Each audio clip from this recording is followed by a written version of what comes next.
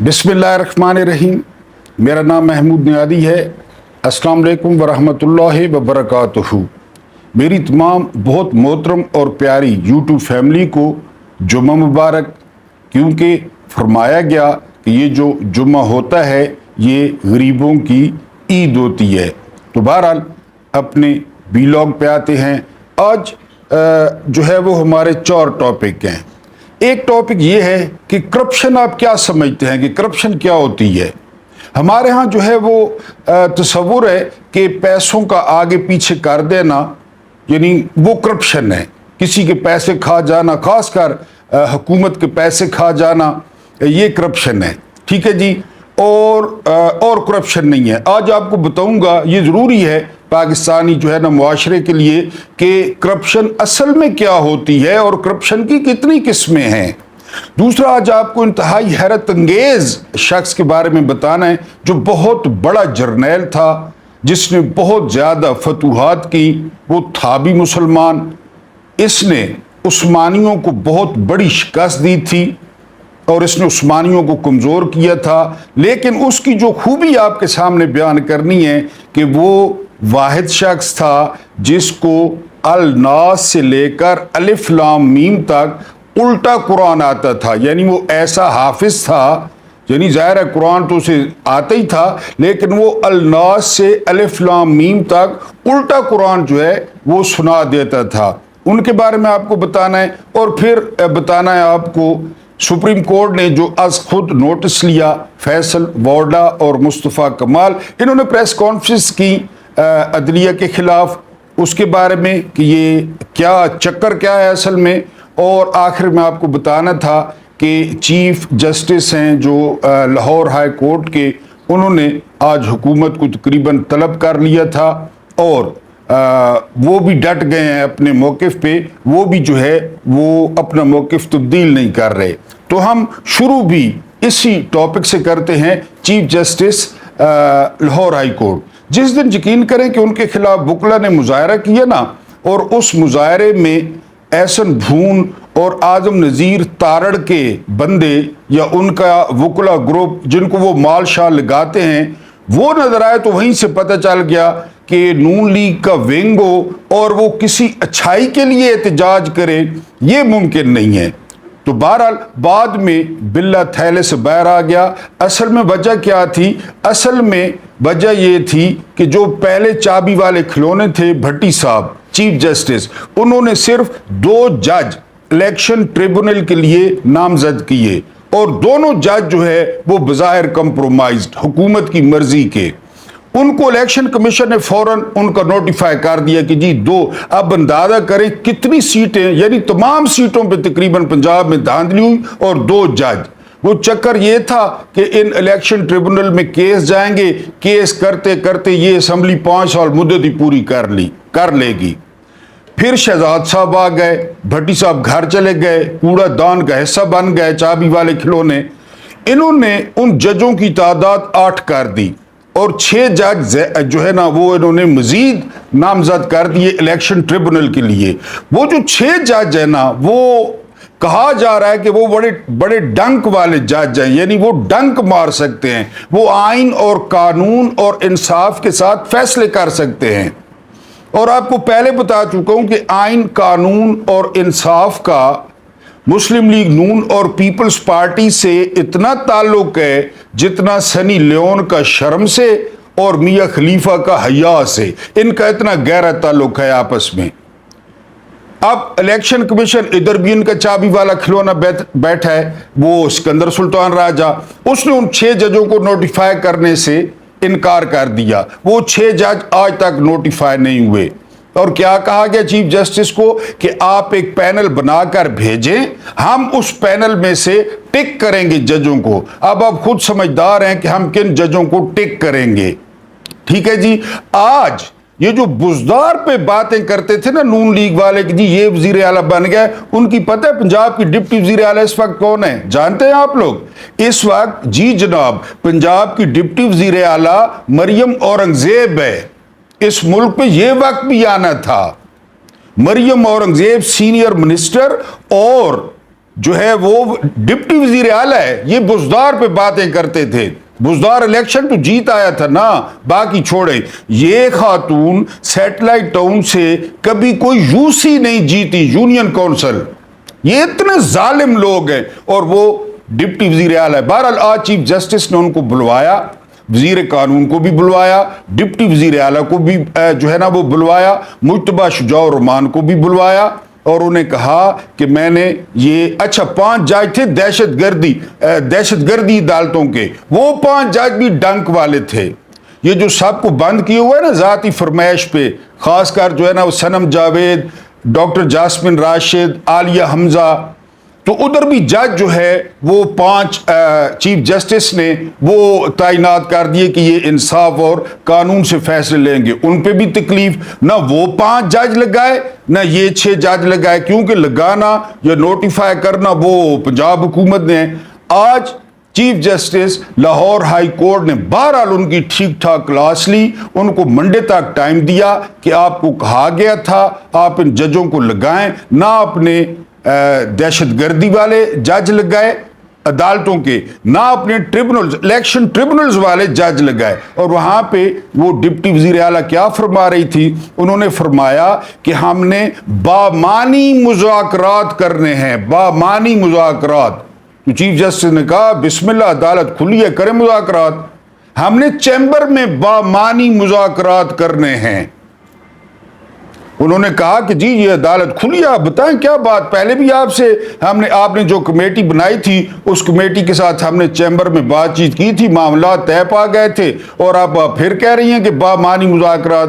بہرحال اب تک chief justice Lahore high court بھی ڈٹ گئے ہیں. منڈے تک انہوں نے ٹائم دیا ہے کہ الیکشن ٹریبونلز کے جو 6 ججز کہا گیا ہے ان کو بھی لگایا جائے، اور دہشت گردی کے جو 5 دہشت گردی عدالت ATC کے جو 5 ججوں کے نام دیے گئے ہیں ان کو بھی لگایا جائے. ٹریبونلز والوں سے خطرہ ہے کہ فارم 45 وہ مانگ لیں گے. دہشت گردی والوں سے خطرہ ہے کہ جو بے گناہ انہوں نے بند کی ہوئے ہیں نا ظالموں نے، یزیدوں نے، ان کو وہ دے دیں گے، بیلیں دے دیں گے کہ ان کے خلاف. یعنی صنم جاوید بجا کے وقت لاہور میں بھی ہے، میاں والی میں بھی ہے، سرگودا میں بھی ہے، تو وہ تو ضمانت دے دیں گے. اور یہ چاہتی نہیں ہے ڈائن، یہ لاہور والی ڈائن یہ چاہتی نہیں ہے. تو بہرحال اس پہ آج ٹھیک ٹھاک چیف جسٹس نے سنائی ہیں اور 3 دن کا ٹائم دیا ہے. اب دیکھتے ہیں کہ ان 3 دن میں منڈے تک ٹائم دیا ہے چیف جسٹس نے. بہرحال پہلے دن سے آپ کو بار بار کہتا ہوں، عدلیہ عدلیہ عدلیہ. اگر اس ملک کا کوئی قبلہ و کعبہ سیدھا ہو سکتا ہے تو وہ عدلیہ اپنے پیر پکڑ لے، اپنے پیروں پہ کھڑی ہو جائے. جس طرح چیف جسٹس نے ان کو جو ہے نا وہ سنائی، بڑا ٹھنڈا ٹھنڈا استری کیا وہ ڈپٹی وزیر اعلیٰ کو اور باقی لوگوں کو، اور سوموار تک ٹائم دیا. اس کے بعد قصہ ہوا، بڑا لوگ خوش ہو رہا تھا کہ چیف جسٹس قاضی فائز عیسی نے از خود نوٹس لے لیا ہے. یعنی وہ فیصل وارڈن نے وہ پریس کانفرنس کی، ججوں کو لتاڑا، اور مصطفیٰ کمال، اب یعنی یہ پاکستان کے دن آ گئے ہیں. یہ مصطفیٰ کمالو، اس کو جانتا کوئی نہیں ہے، اور اس نے کوئی کہہ رہا تھا 2500 ووٹ لیے ہیں کراچی میں، لیکن ظاہر ہے وہ 60-70 ہزار فارم 47 کے مطابق اس کو بھی دے دیے گئے. آپ کو پتہ ہے یہ کن لوگوں کے پالشی ہیں، یہ کن لوگوں کے مالشی ہیں، ان کے سر پر کس کا ہاتھ ہے، یہ کس قبیلے سے ہیں، تو یہ آپ کو بڑی اچھی طرح پتہ ہے. تو انہوں نے پریس کانفرنس کی. اب رائے یہ ہے کہ جو کچھ انہوں نے کہا نا، ڈبل بدماشی، ڈبل پیار، قاضی فائز عیسی کو ڈر لگ گیا کہ اگر اسلام آباد ہائی کورٹ نے نوٹس لے لیا، وہ جس طرح آج کل وہ ججز وہ سر پہ کفن باندھ چکے ہیں، نوکریاں دو پہ لگا چکے ہیں، تو پھر بہت کام خراب ہوگا. تو انہوں نے پریس کانفرنس کے بالکل جو ہے نا 2-3 گھنٹے بعد وہ از خود نوٹس لے لیا. ورنہ آج تک آپ نے دیکھا پاکستان میں کیا کچھ ہوتا رہا، پاکستان میں کیا کچھ ہوا. قاضی فائز عیسی نے از خود نوٹس لیا، الیکشن پہ لیا، کمشنر پنڈی کے بیان پر لیا، اور بلے کے یعنی آپ دیکھ کچھ بھی نہیں کیا قاضی فائز عیسی نے، لیکن اس پہ فوراً ایکشن لے لیا. اس کی وجہ یہ تھی یہ کچھ نہ کرتے تو اسلام آباد ہائی کورٹ ان کو نوٹس کر دیتی، اور اسلام آباد ہائی کورٹ ان کو نوٹس کر دیتی، بابر ستار یا سردار اعجاز افضل یا جسٹس جہانگیری یا گل حسن اورنگزیب انہوں نے ان کی منجی ٹھوک دینی تھی، تو فوراً قاضی فائز عیسی نے جو ہے وہ آج خود نوٹس لے کر آج ان کو بلا لیا، یعنی ان کو نوٹس جاری کر دیے۔ اور رپورٹرز کے مطابق قاضی فائز عیسی کے پہلے دن سے لے کر آج کے دن تک جتنی خوشگوار انہوں نے ہیئرنگ کی، جتنی دفعہ وہ ہنسے، کبھی اونچی آواز میں کبھی مسکرائے، جس طرح انہوں نے وکیلوں کے ساتھ کنڈکٹ رکھا، جس طرح وہ بالکل اچھے بچے بن کے بیٹھے، اور یعنی وہ رپورٹرز کے مطابق کہ ہم حیران تھے کہ آج قاضی فائز عیسی کو ہو کیا گیا ہے، یہ تو بالکل ہی آج جو ہے نا وہ لگتا ہے کہ یہ برف کھا کے آئے ہیں، اور بڑے چل اور بڑے جو ہے نا وہ ہنسنا کھیلنا اور بڑے جو ہے نا اس طرح لطیفے شطیفے، کیونکہ آپ کو بتایا ہے نا کہ اصل وجہ کیا ہے۔ اصل وجہ یہی ہے کہ اسلام آباد ہائی کورٹ کے ہتھے نہ چڑھ جائیں گے یہ قبیلہ۔ اسلام آباد ہائی کورٹ ان کو تن دیتا کہ تم کو ہو کون، پہلے وہ پوچھے تم ہو کون، اور وہ شاید ان سے یہ بھی کہتا کہ پہلے اپنی جیت کا نا وہ جو ہے نا ریکارڈ لے آؤ۔ تو یہ بہرحال یہ قاضی صاحب نے بہت بڑی چال چلی ہے۔ اچھا، لوگ خوش ہو گئے، لوگوں نے کہا کہ فیصل واڈا نے اور مصطفیٰ کمال نے عدالتوں کی بے عزتی کی ہے، اور جو ہے نا وہ قاضی فائز عیسی نے فوراً راتوں رات بینچ بنایا، نوٹس لیا، آج صبح سماعت بھی کر دی۔ لیکن واقفان حال کہہ رہے ہیں کہ جس قبیلے سے انوار الحق کاکڑ کا تعلق ہے، جس قبیلے سے ایم کیو ایم کا تعلق ہے، اور جس قبیلے سے جو ہے وہ فیصل واڈا کا تعلق ہے، تو اس قبیلے کا قاضی فائز عیسی خود حصہ ہیں، وہ ان کا کچھ بھی نہیں بگاڑ سکتے، اور اس لیے انہوں نے نوٹس لیا ہے کہ کہیں یہ بابر سار کی چھری کے نیچے نہ آ جائیں، یا اسلام آباد والے جس طرح آج کل ریئیکٹ کر رہے ہیں نظام کے خلاف، تو اس لیے فوراً انہوں نے جو ہے وہ نوٹس لیا۔ ایک اور رائے بھی ہے، ایک اور رائے یہ ہے کہ قاضی فائز عیسی بھی اداروں کی روز روز کی فرمائشوں سے اور اداروں کے روز روز جو ہے نا وہ کمپرومائز ہونے سے وہ بھی اکتا چکے ہیں۔ یہ نوٹس جو ہے یہ ایک قسم کی وارننگ ہو سکتی ہے، یہ رائے ہے لوگوں کی کہ یہ وارننگ ہو سکتی ہے کہ بہت ہو گیا، اور جو ہے نا وہ آپ مہربانی کریں،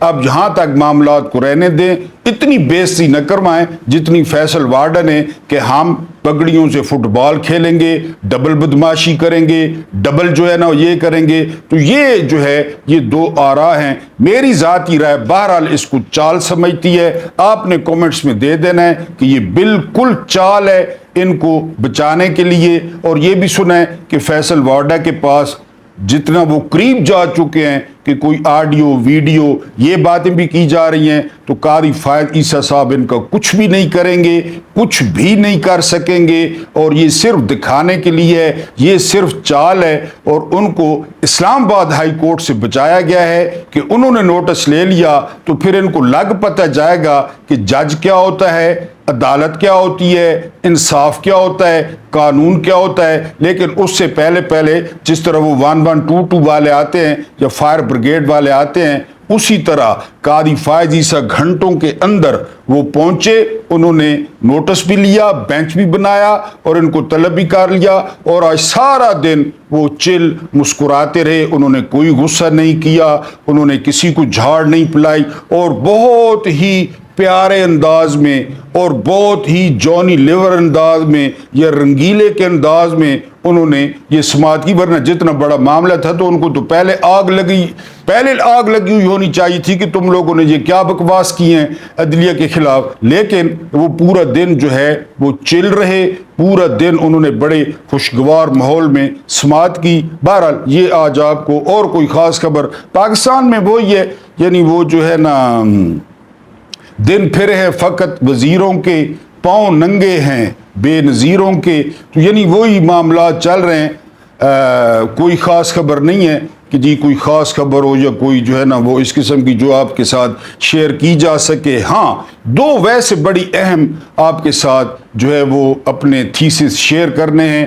ایک تو کرپشن ہم سمجھتے ہیں کہ جی یہ صرف جو ہے نا وہ مالی کہ جی وہ پیسے کھا لیے یہ وہ نہیں. آج آپ کو کرپشن کا آن دی ہول تعارف کروں گا کہ کرپشن کیا ہوتی ہے اور کس طرح کی جاتی ہے. پھر اس کے بعد ہم انشاءاللہ جو ہمارا بہت انٹرسٹڈ ٹاپک ہے ہم اس کو جو ہے وہ آپ کے سامنے میں رکھوں گا. لیکن پہلے جو ہے میں اپنے نوٹس درست کر لوں اور آپ کو بتاؤں کہ یہ جو کرپشن ہے یہ کیا کیا ہوتی ہے, کرپٹ کون ہوتا ہے اور کرپشن کیا ہے. اب آپ نے دلچسپی لینی ہے. ابراہم لنکن رات 3 بجے سوتا تھا اور صبح 6 بجے جاگ جاتا تھا. وہ رات 12 بجے کے قریب فائلیں پڑھنا شروع کرتا تھا اور 2:55 تک نوٹس لیتا رہتا تھا. امریکن صدر سونے سے 1 منٹ پہلے تک اس کے ہاتھ میں قلم ہوتا تھا اور وہ کبھی کسی فائل کے کسی فقرے کے نیچے لکیر کھینچ رہا ہوتا تھا. وہ بتی بجھانے کے بعد اس فائل کو سائڈ ٹیبل پر رکھ دیتا تھا. صبح 6 بجے جو ہی اس کی آنکھ کھلتی تھی اس کا ہاتھ بے اختیار سائڈ ٹیبل کی طرف جاتا تھا اور وہ فائل اٹھا کر پڑھنا شروع کر دیتا تھا. وہ امریکہ کا پہلا اور شاید واحد صدر تھا جس نے اپنے وقت کا ایک ایک لمحہ کام میں صرف کیا. اس نے زندگی بھر تفریح نہیں کی, لہذا اس نے ولیم شیکسپیئر کے ڈراموں سے 10 گنا زیادہ صفحے لکھے اور ہارورڈ یونیورسٹی کی 1/4 کتابوں جتنے صفحات پڑھے.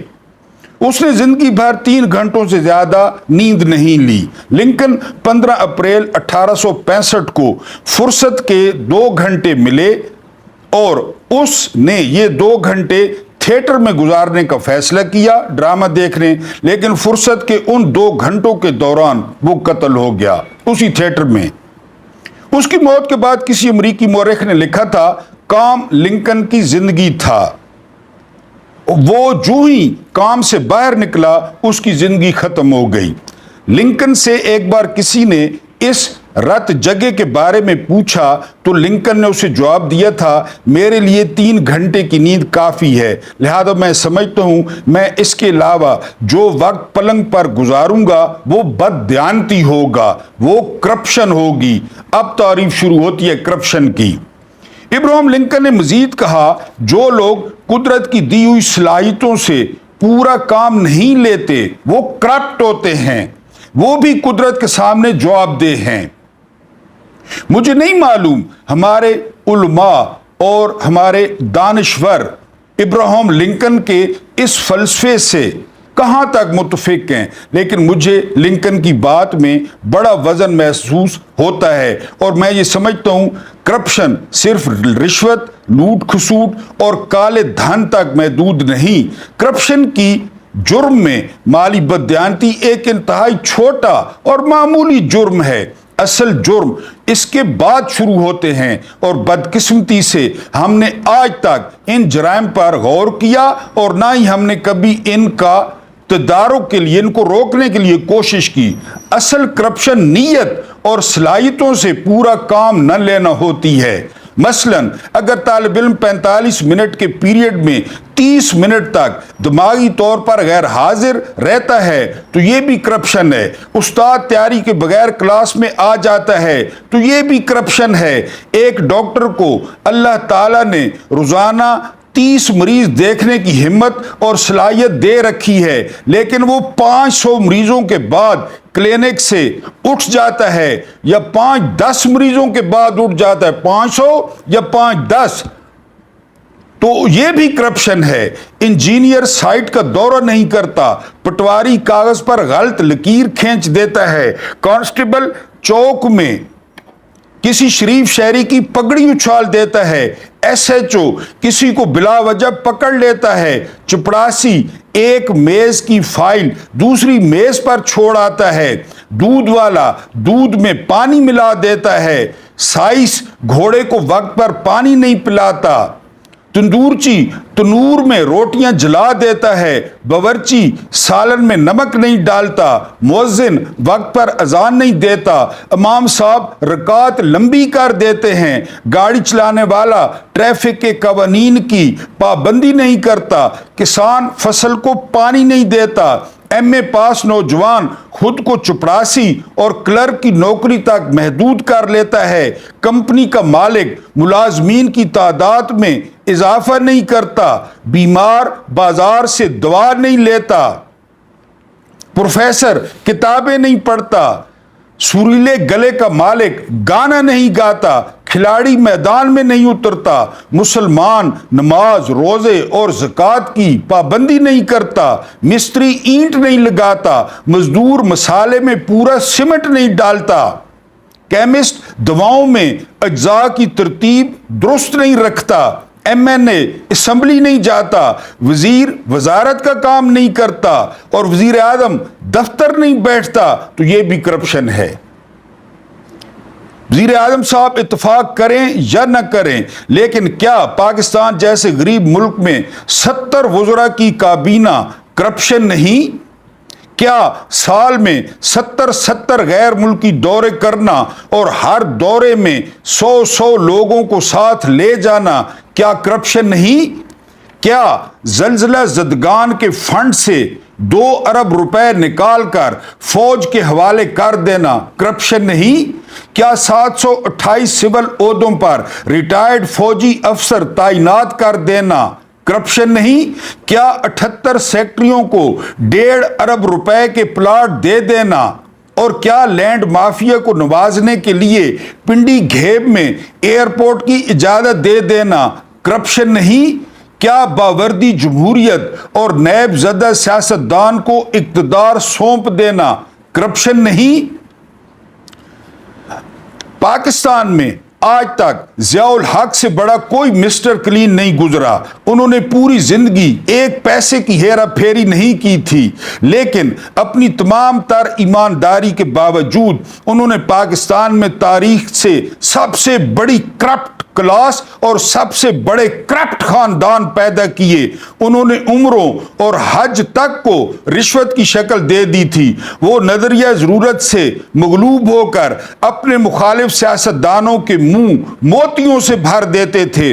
ان کے دور میں غیر مستحق لوگوں کو جتنے پلاٹ ملے اس کی تاریخ میں کوئی دوسری مثال نہیں ملتی۔ جنرل ضیاء الحق پہلے حکمران تھے جن کے دور میں ہیروئن کے سمگلروں کی کلاس پیدا ہوئی، جن کے دور میں سرکاری جہازوں میں ہیروئن سمگل ہوتی رہی اور ان کے پروردہ لوگ ناشوں کے پیٹیوں اور حج کے احراموں میں ہیروئن رکھ کر سعودی عرب لے جاتے رہے۔ اس کے بعد کیا یہ کرپشن نہیں؟ صرف رشوت لینے والا شخص کرپٹ نہیں ہوتا، بلکہ ہر وہ شخص جو اللہ کی دی ہوئی نعمت اور قابلیت سے پورا کام نہیں لیتا، اور ہر وہ شخص جو اپنے اختیار کو دوسروں کی ناک تک وسیع کر دیتا ہے اور جو اپنی ٹانگیں دوسرے کی چادر تک پھیلا دیتا ہے، جو شوربے والی پلیٹ میں بوٹیاں ڈال دیتا ہے، ہر وہ شخص جو اللہ تعالیٰ کی دی ہوئی بینائی سے شیطان کی سوئی میں دھاگا ڈالتا ہے، وہ شخص بھی کرپٹ ہوتا ہے، وہ شخص بھی بے ایمان ہوتا ہے۔ لیکن افسوس، ہم نے کرپشن کو صرف مال دولت اور نیب تک محدود کر دیا۔ افسوس، ہماری نظر میں پیسے لے کر کام کرنے والا تو کرپٹ ہے، لیکن وہ شخص جو دفتر آ کر کام نہیں کرتا اور جو دفتر کے اے سی اور ہیٹر میں بیٹھ کر سارا دن مکھیاں مارتا ہے، ہم اسے ایماندار سمجھتے ہیں۔ تو مجھے پورا یقین ہے کہ آپ لوگوں نے کرپشن کی یہ مثال پہلے نہیں سنی ہوگی، اگر سنی ہوگی تو اس پر جو ہے وہ آپ نے توجہ نہیں دی ہوگی کہ واقعی اپنے سرکاری دفتروں کا حال دیکھ لیں۔ وہ سارے لوگ کرپٹ ہیں جو تنخواہ کے لیے دفتر جاتے ہیں اور کام کرنے کی رشوت لیتے ہیں، جو 2 اے سی آن کر کے بیٹھے ہوتے ہیں۔ کسی فوجی ڈاکٹر کے ہسپتال کلینک میں آپ چلے جائیں، یقین کریں کہ آپ کو سردی لگنا شروع ہو جائے گی۔ یہ ساری کرپشن ہے۔ بالکل جس طرح ضیاء صاحب کے بارے میں کہا کہ وہ مسٹر کلین تھے، کوئی شک نہیں ہے بظاہر مسٹر کلین تھے، لیکن انہوں نے جو خاندان پیدا کیے، نون لیگ، جو جماعتیں کھڑی کی، ایم کیو ایم، یہ سارا کچھ کرپشن میں آتا ہے۔ اب آپ کو انتہائی مختصر لیکن دلچسپ واقعہ بتاؤں گا اس جرنیل کا جس کا آپ انتظار کر رہے ہیں کہ وہ شخص الناس سورہ ناس سے الف لام میم تک الٹا قرآن جو ہے وہ پڑھ لیتا تھا. اس کا آپ کو تھوڑا سا تعارف بھی کروں گا اور آپ کو نام بھی بتاؤں گا. تیمور لنگ نام تو میں نے بتا دیا, بڑا مشہور, کا تعلق سمرقند سے تھا. وہ سمرقند روس میں ہے. وہ سمرقند کے قریب ایک گاؤں کیش میں پیدا ہوا. اس کے والدین معمولی درجے کے ذمہ دار تھے. وہ جوان ہوا تو وہ سپاہی کی حیثیت سے فوج میں بھرتی ہو گیا. چند ماہ بعد اس نے سپہ سالار کو قتل کر دیا اور فوج کی انان سنبھالی. یہ ایک چھوٹے درجے کے امیر کی فوج تھی. بادشاہ تیمور کی خداداد صلاحیتوں سے ڈر گیا اور اس نے تیمور سے جان چھڑانے کی کوشش شروع کر دی. تیمور کو امیر کی سازشوں کی بھنک پڑ گئی, لہذا اس نے امیر سے جان چھڑائی اور وہ بادشاہ بن گیا. یہ اس کی پہلی بادشاہت تھی. اس کے بعد وہ گھوڑے کی پیٹھ پر بیٹھا اور اس نے آدھی دنیا سموں تلے رون دی. آدھی دنیا. 1403 میں جب اس کا انتقال ہوا تو وہ فاتح عالم اور تیمور دی گریٹ بن چکا تھا. تیمور تاریخ کا ایک انتہائی دلچسپ کردار تھا. وہ حافظ قرآن تھا. وہ قرآن مجید کو الناس سے الف لام میم تک الٹ پڑھ سکتا تھا. پہلے سیدھا پڑھتا الف لام میم سے لے کر الناس تک, پھر الناس سے لے کر الف لام میم تک الٹا پڑھتا زبانی. وہ دونوں ہاتھوں سے یکساں طاقت سے لڑتا تھا, دائیں بائیں کوئی فرق نہیں. وہ انتہائی خونخوار تھا. وہ جو ملک فتح کرتا تھا اس کے تمام مردوں کو ذبح کر دیتا تھا, عورتوں کو لونڈیاں اور بچوں کو غلام بنا لیتا تھا اور سارے شہر کو جلا کر راکھ کر دیتا تھا. وہ چنگیز خان کی طرح کھوپڑیوں کے مینار بھی بناتا تھا. اس ظلم و ستم کے ساتھ ساتھ وہ علم اور فن کا بھی بڑا شیدائی تھا. وہ فاتح کی حیثیت سے جس شہر میں داخل ہوتا تھا وہ اس کے تمام عالموں, فاضلوں اور ماہرین فن کو امان دے دیتا تھا. وہ جنگ کے بعد ان عالموں کے ساتھ مناظرہ کرتا تھا, ان کی گفتگو سے لطف اندوز ہوتا تھا اور انہیں بھاری مراد دے کر اپنے شہر سبز, گرین شہر کا نام تھا, سبز بھجوا دیتا تھا, جہاں انہیں تادم مرگ شاندار وظیفہ دیا جاتا تھا. اس کی جنگ کا طریقہ بھی انتہائی دلچسپ تھا. وہ اپنے ہدف ملک کے بادشاہ کو اطاعت قبول کرنے کی پیشکش کرتا تھا. اگر بادشاہ یہ پیشکش مسترد کر دیتا تھا تو وہ اس ملک پر حملہ کر دیتا تھا اور اس کی اینٹ سے اینٹ بجا دیتا. فتح کے بعد وہ اپنے سپاہیوں کو لوٹ مار اور قتل و غارت کی کھلی چھٹی دے دیتا تھا. سپاہی کئی کئی دنوں تک قتل کرتے اور لوٹتے رہتے تھے. جب ان کا دل بھر جاتا تھا تو تیمور شہر کو آگ لگانے کا حکم دے دیتا تھا. یوں سارا شہر راکھ کا ڈھیر بن جاتا تھا. تیمور نے اپنی زندگی میں 54 ملک فتح کیے. 54. امیر تیمور نے اپنی آبیتی لکھی تھی. اس کتاب کا شمار دنیا کی بہترین کتابوں میں ہوتا ہے. یہ کتاب ترکی زبان میں لکھی گئی لیکن یہ سب سے پہلے فرانسیسی میں شائع ہوئی اور اس کے بعد دنیا کی 70 سے زائد زبانوں میں اس کا ترجمہ ہوا. اور میں آپ کو یہ مشورہ دوں گا لازمی کہ کبھی بھی آپ کو ٹائم ملے, جب آپ بالکل ریلیکس ہوں, آپ گاؤں گئے ہوئے ہوں, آپ چھٹیوں پہ ہوں یا آپ کے بیوی بچے میکے گئے ہوئے ہوں, تو میں ہوں تیمور نام نوٹ کر لینا ہے, یا مجھ سے پھر پوچھیں گے میں کامنٹس میں لکھ دوں گا میں ہوں تیمور. یہ تو میں نے آپ کو صرف حافظ قرآن والا واقعہ بتایا تھا نا, وہ اتنی موٹی کتاب ہے اور وہ کتاب آپ پہلے صفحے سے شروع کریں گے نا وہ آپ آخری صفحے تک چھوڑیں گے نہیں. اور اس کی زندگی کے بارے میں کہا جاتا ہے کہ اس کی زندگی جو اتنی تلخ ہوئی نا, تلخ ہوئی, اس نے پہلا قتل 11 یا 12 سال کی عمر میں کر دیا تھا. ایک شخص اس کو ورگلا کر گھوڑوں کے باڑے میں لے گیا اور گھوڑوں کے باڑے میں اس نے زبردستی تیمور لنگ کے ساتھ بدفعلی کی. وہ بدفعلی، وہ درد، وہ تکلیف، وہ تیمور کی نفسیات میں بیٹھ گیا۔ پہلے تو اس نے 4 5 6 دن یعنی کافی دن، میں ہوں تیمور میں ساری تفصیل ہے، خود لکھی ہے، اس نے پلاننگ کر کے جس طرح اس بندے کو قتل کیا اس عمر میں، وہ پڑھنے کے قابل ہے اس عمر میں، اور پھر اس واقعے نے اس پر کیا اثر ڈالا اور یہ دنیا کے لیے کیا بنا۔ یہ وہ شخص تھا جس نے عثمانی خلیفہ یلدرم کی گھر والوں کو، عورتوں کو اپنے بازار میں اپنے دربار میں رقص کرایا تھا، تیمور لنگ نے۔